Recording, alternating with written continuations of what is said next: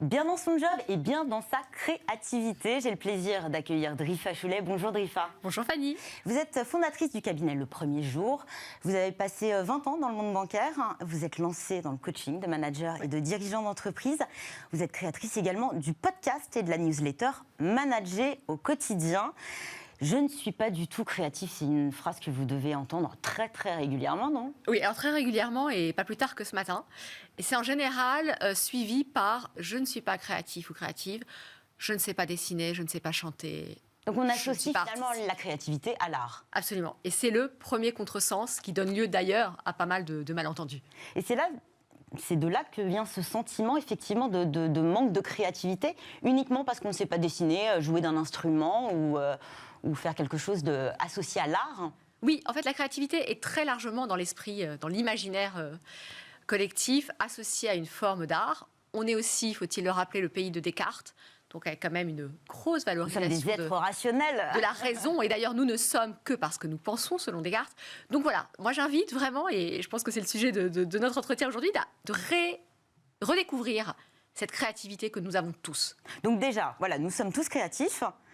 Même dans des professions où finalement où c'est très normé et la créativité a finalement assez peu de place pour s'exprimer. Oui, en tout cas, elle n'est jamais nommée. Mais même les banquiers, les avocats, les médecins... Ceux qui ont vraiment un cadre, un support législatif ou en tout cas Absolument. Très encadré. Ou même des process. Mais un avocat ou un banquier qui va imaginer une solution nouvelle pour un client, qui va ensuite donner lieu à un nouveau produit, aura été créatif. En fait, la créativité est la première porte vers l'innovation. Donc, c'est faire émerger la nouveauté. Faire émerger la nouveauté, l'imaginer, pour ensuite la mettre en action à travers l'innovation. Et là, finalement, on sort de ce... Bon, on ne va pas venir sur un débat philosophique de l'art est-il utile, mais finalement, c'est quelque chose qui va être utile pour vous dans votre activité au quotidien, que vous allez faire émerger, et c'est ce qu'on appelle la créativité. Tout à fait. C'est une compétence, en fait, que l'on a et que l'on peut développer au même titre que d'autres compétences plus tangibles, entre guillemets. On parle beaucoup de neurosciences dans le management, Drifa. La créativité, c'est cerveau gauche ou cerveau droit ? Il y a un gros débat sur... Il y a un gros débat. Alors, ni l'un ni l'autre, mon capitaine. On a d'abord ce gros débat sur je suis plutôt cerveau gauche, plutôt cerveau droit. En fait, les dernières recherches ont un peu démystifié la chose en montrant que aucune zone du cerveau, la gauche ou la droite, n'était plus activée qu'une autre. Et qu'au contraire, c'était la tâche qui activait à un moment donné l'un ou l'autre. Donc, la bonne nouvelle... Donc on n'est ni cerveau gauche ni cerveau droit, on sait faire fonctionner les deux. On sait faire fonctionner les deux, tout à fait. Donc ça dépend de la tâche. Dans nos métiers, dans le mien particulièrement, je pense au syndrome de la page blanche. Est-ce que le manque de créativité ou l'absence, en tout cas momentanée, peut être lié à la pression, à l'angoisse ? Oui, ça peut tout à fait. Alors peut-être juste un petit bémol, la créativité, ce n'est pas forcément la page blanche. On peut être créatif à partir de l'existant. Donc là encore, différentes formes de créativité.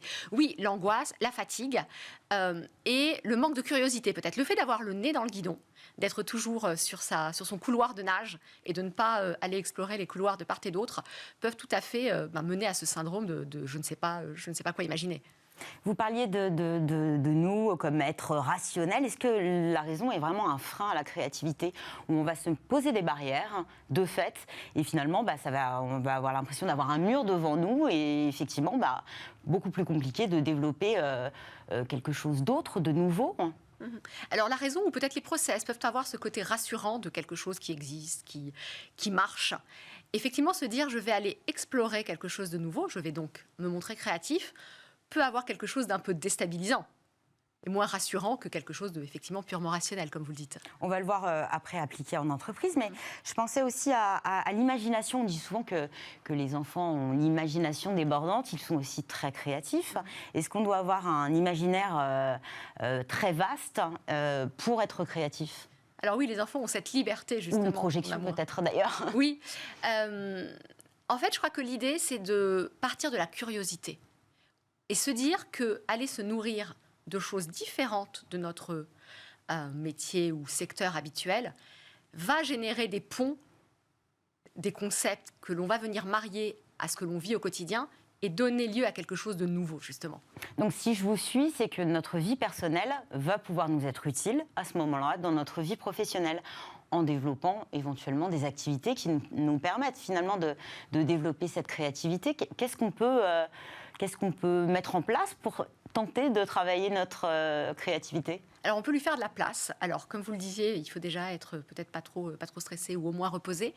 Mais se dire comment nourrir cette créativité par des rencontres, par des podcasts, par de la lecture. Se dire, je lis tous les jours quelque chose de différent de mon secteur habituel. Il y a quelque chose que j'aime beaucoup aussi, c'est le fait de faire du sport sans forcément avoir quelque chose dans les oreilles qui nous met de la musique ou un podcast. Effectivement, écouter un podcast ou lire, ça peut même nous inspirer. Là, le sport, a priori, ne va pas nous inspirer, mais plutôt de permettre de faire un petit peu le vide, finalement, pour laisser les idées venir. Tout à fait. Observer simplement autour de soi, observer le monde, prendre un chemin différent pour aller au travail.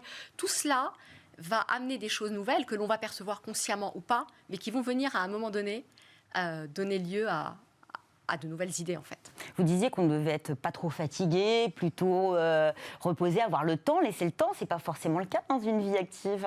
Comment on fait ? C'est pas forcément le cas dans une vie active, mais c'est trouver le moyen de caser à un moment donné. Alors, ce sera peut-être pas tous les jours, ce sera peut-être uniquement le week-end, ce sera peut-être uniquement pendant les vacances, mais de se donner ces bulles d'exploration de champs nouveaux. Et je pense par exemple à la méditation.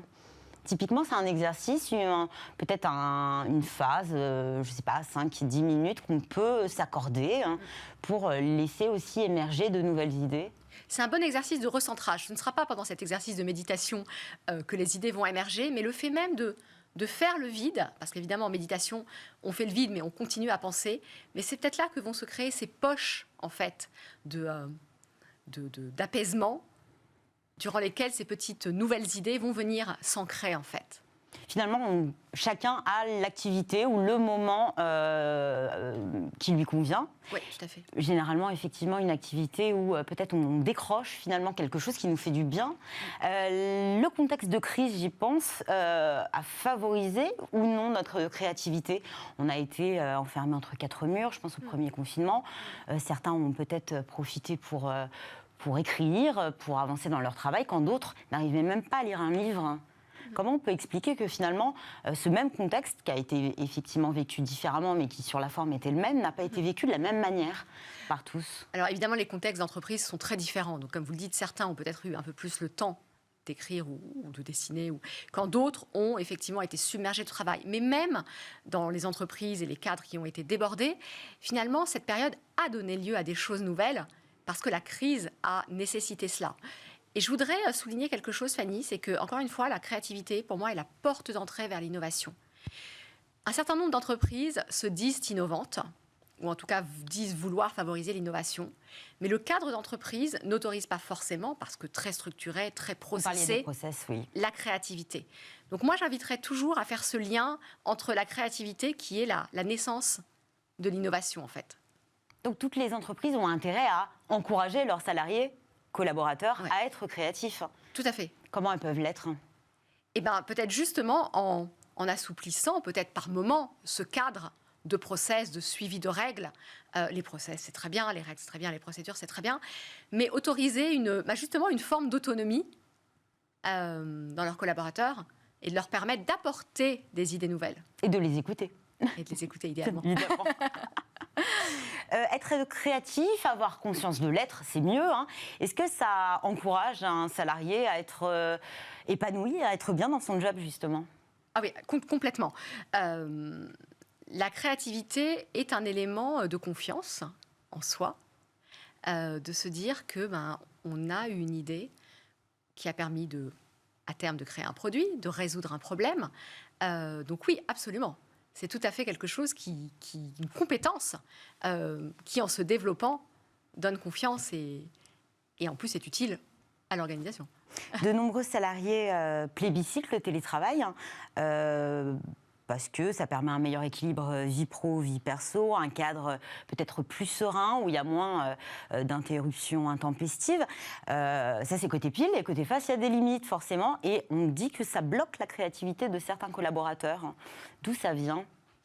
Je crois que ce que ça bloque, c'est surtout la force d'un collectif.